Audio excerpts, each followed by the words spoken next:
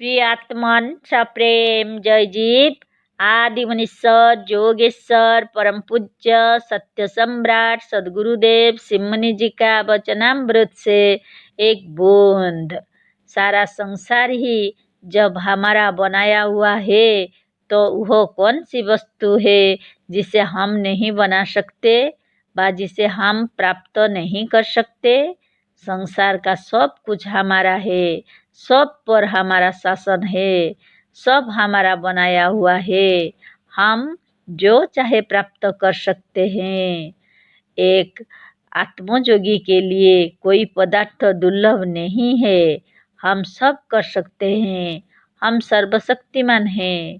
पर क्या सर्वशक्तिमान और अविनाशी ईश्वर अपने को भी मार सकता है? क्या सर्वशक्तिमान ईश्वर पाप भी कर सकता है? क्या सर्वशक्तिमान रोगी भी हो सकता है? क्या सर्वशक्तिमान बलहीन भी हो सकता है?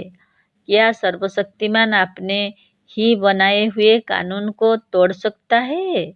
क्या सर्वशक्तिमान बिना बादल के पानी बरसा सकता है? कभी नहीं। सर्वशक्तिमान का यह अर्थ नहीं है।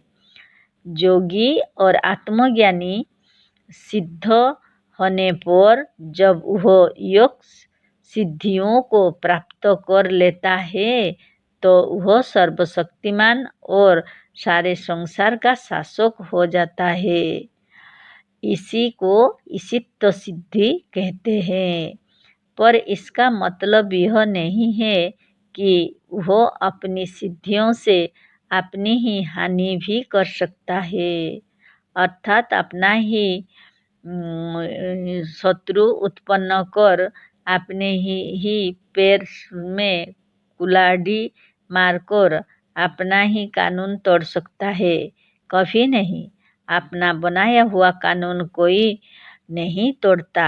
हमारे भारतवर्ष के कुछ लोग कानून तोड़ते थे। यह एक मानी में ठीक था, क्योंकि उस कानून को अपना बनाया हुआ समझ के नहीं, दूसरे का बनाया हुआ समझ के तोड़ते थे। सचमुच वह कानून जो वह तोड़ रहे थे व तोड़ने के लिए तैयार हो रहे थे, उनका बनाया हुआ नहीं था। शासकों का, अंग्रेजों का या राज करने वाले कुछ सदस्यों का बनाया हुआ था। अपने आप का बनाया हुआ नियम और कानून कोई मनुष्य जानकर नहीं तोड़ता।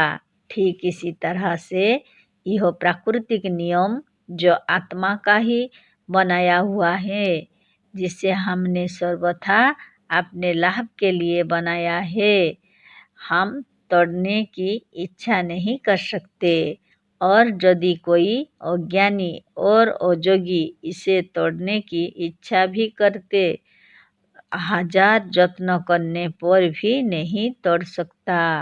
अतः सच्चे योगी ऐसी जगह पर अपनी योग शक्ति और अपने अमूल्य समय को नष्ट नहीं करते।